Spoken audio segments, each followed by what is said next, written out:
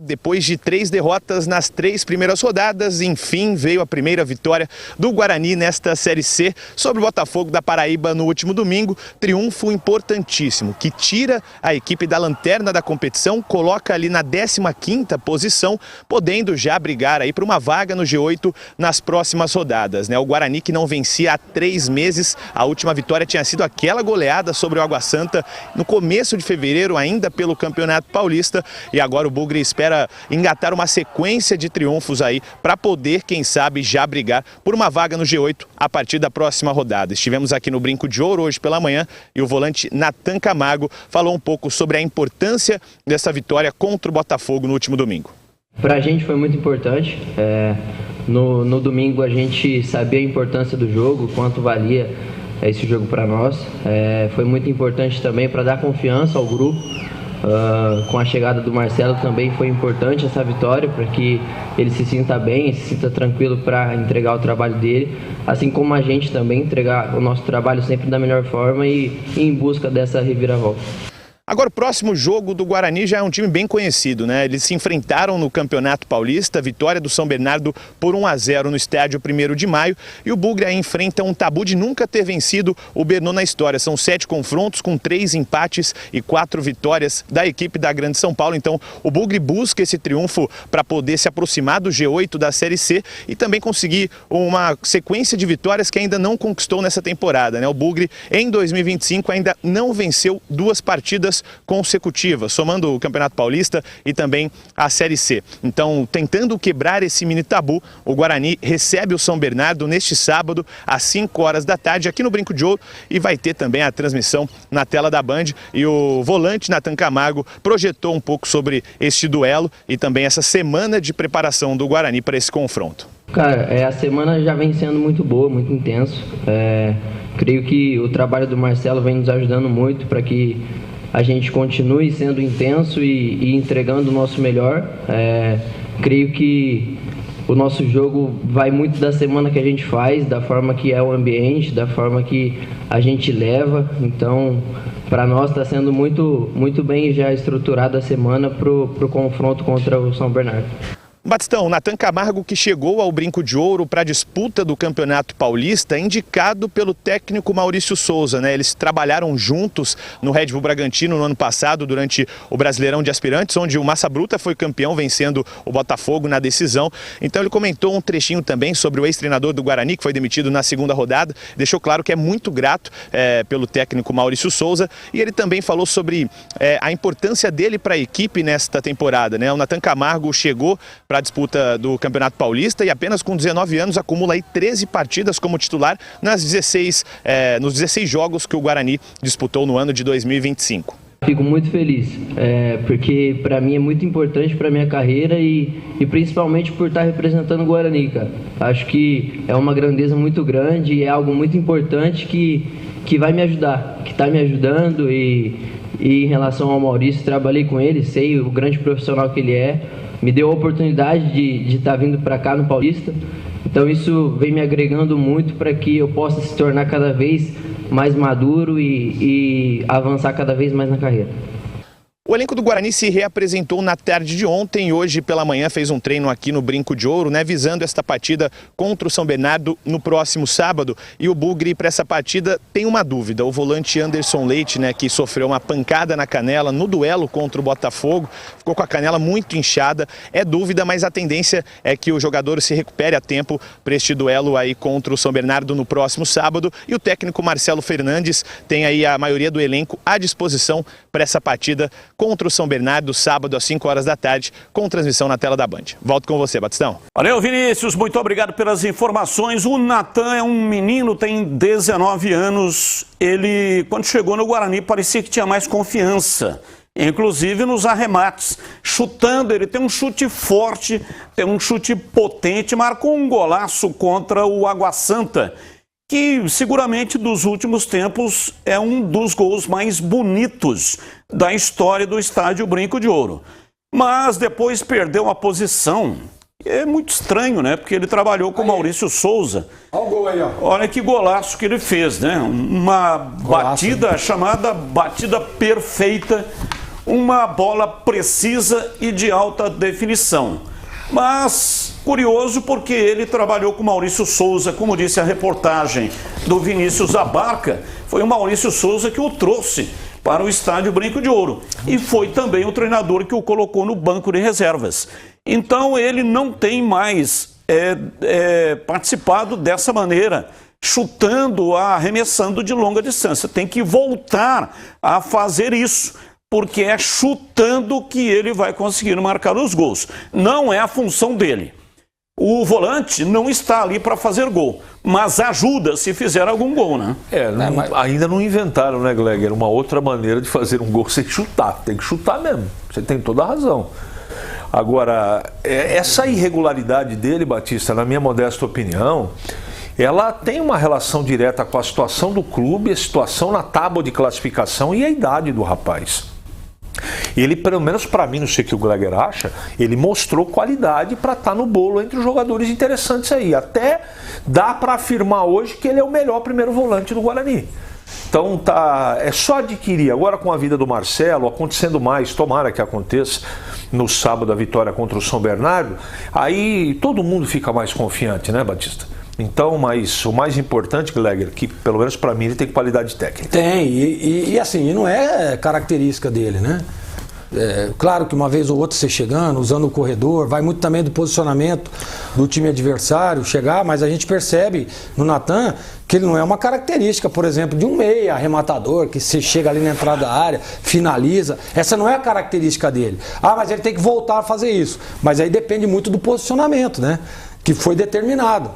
Ele não tem essa característica, mas é um jogador que a gente sabe que bate bem na bola, um jogador que tem uma virada de jogo interessante, e aí essa virada pegando sempre na diagonal, é sempre muito difícil para a primeira linha marcar esse tipo de jogada. Então é isso, Batista, mas sem dúvida nenhuma.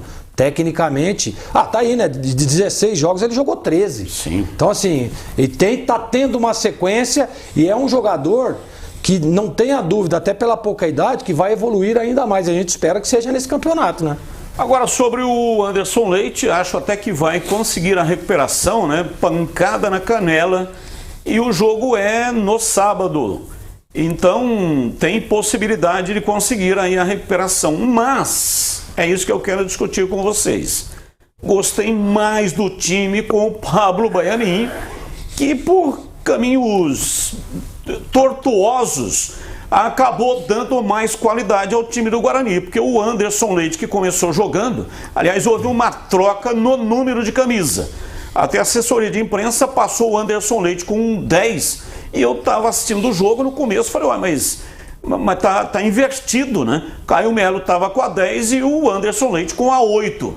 E depois a própria assessoria de imprensa corrigiu, dizendo que houve uma troca na numeração. E aí ele se contundiu, foi nessa contusão, teve que sair de campo e ele saindo entrou o Pablo Baianinho, que para mim melhorou tecnicamente, a qualidade do time foi superior com o Anderson Leite. E agora? O que o treinador vai fazer se tiver recuperado o Anderson Leite? Eu não tenho a mínima ideia, porque o trabalho dele é novo, não é? Eu sei o que eu faria.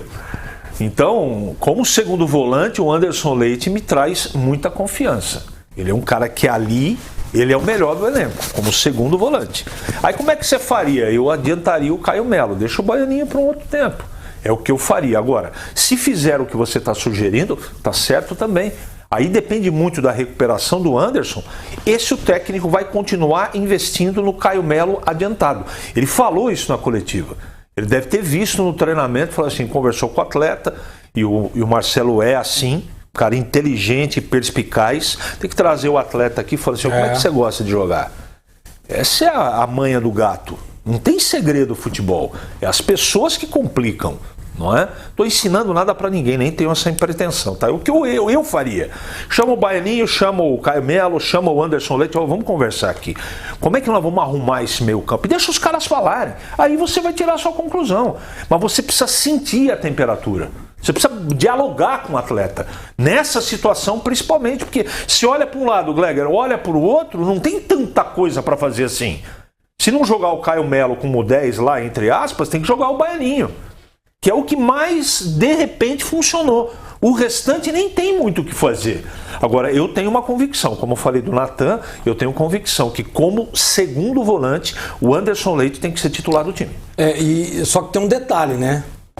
O jogador, toma pancada na canela e pede substituição, não foi qualquer pancada.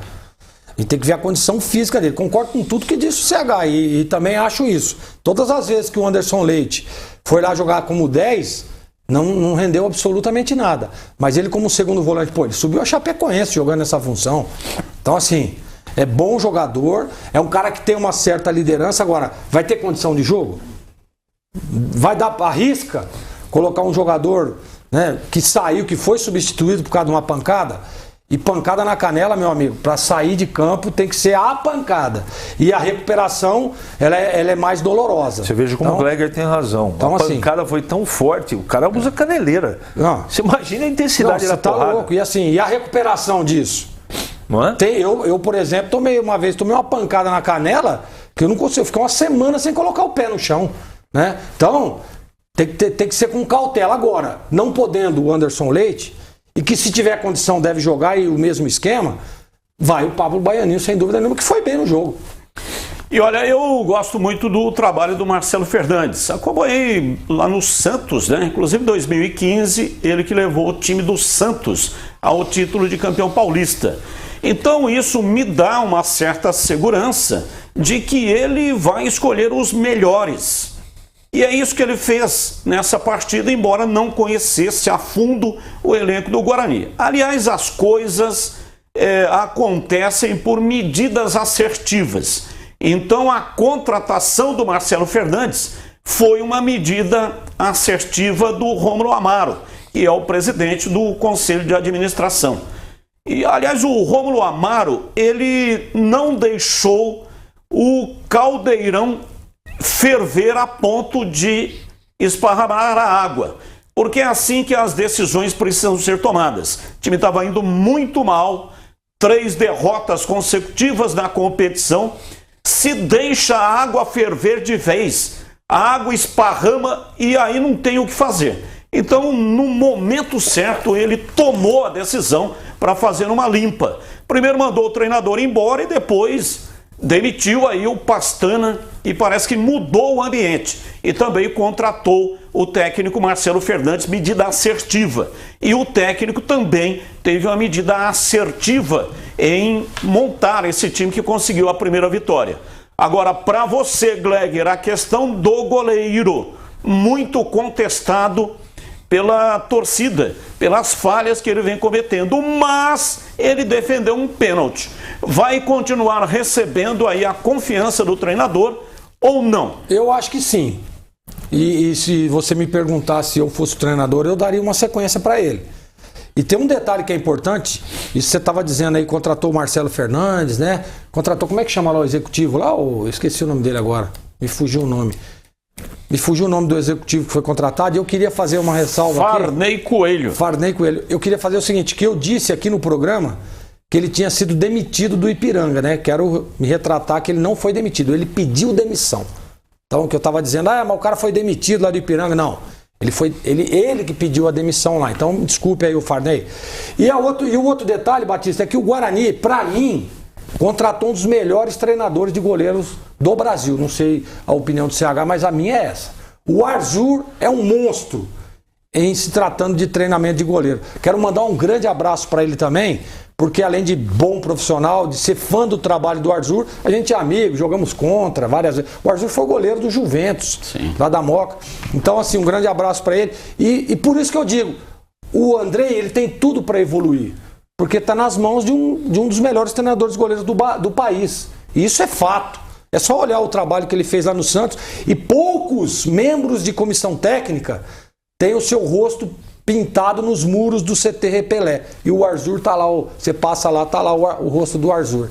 Pelo trabalho feito, né? E a colaboração com o Santos Futebol Clube. Então, por esse aspecto, eu acho que o Marcelo vai manter. E o Andrei é um cara experiente, cara. Tem tudo para se recuperar. Dá mostras de que ele tá fora, né? Tá ainda, né? Não assimilou ainda o tamanho do Guarani. Calma. Andrei, calma, tecnicamente você é bom goleiro. Só falta ajustar esses detalhes e nas mãos do Arthur, eu não tenho dúvida nenhuma.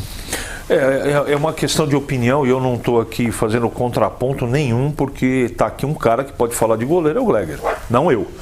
Só que eu perdi a confiança no jogador. Para mim, não precisa assistir outra partida. O comportamento emocional dele condena. E eu não vou arriscar um campeonato curto ter um cara lá que você precisa marcar o adversário e preocupar com o goleiro. Não dá para ter dúvida no gol. Não dá. Por isso, jogaria no meu time o Conte. E eu gostaria, Batista, se você me permite, não é, voltar no assunto do Marcelo Fernandes. Você sabe qual é a grande característica do Marcelo Fernandes? Ele não faz questão de ficar colocando assinatura no trabalho.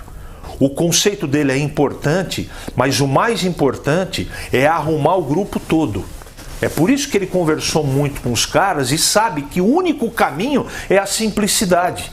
Ele não faz questão de fazer, ele faz a parte tática, mas não quer colocar a marca, a digital dele no primeiro momento, num trabalho que precisa de um corpo de bombeiros. É o que o Guarani está fazendo. Montou mal o time e agora tem que dar conta de ajeitar esse time. E o Marcelo é esse cara. Se tem um cara, o Elano também, ascendência com os jogadores. O Farney é um cara que só olhar o currículo, pegar a informação. Eles têm muita característica em comum. Eu acho que esse é o caminho. O caminho da simplicidade, Gleger, e muito diálogo. Muito diálogo. Você vê uma coisa que assim, chama a atenção e é importante a gente dizer, né? Claro que isso foi pensado. O que fez a diretoria do Guarani? Vamos contratar o Marcelo Fernandes, né? Que teve essa competência que você disse, trabalhou muito tempo no Santos Futebol Clube, com muita competência. E aí traz um cara que vai estar ligado junto a ele, que até ontem era treinador, que era o Elano.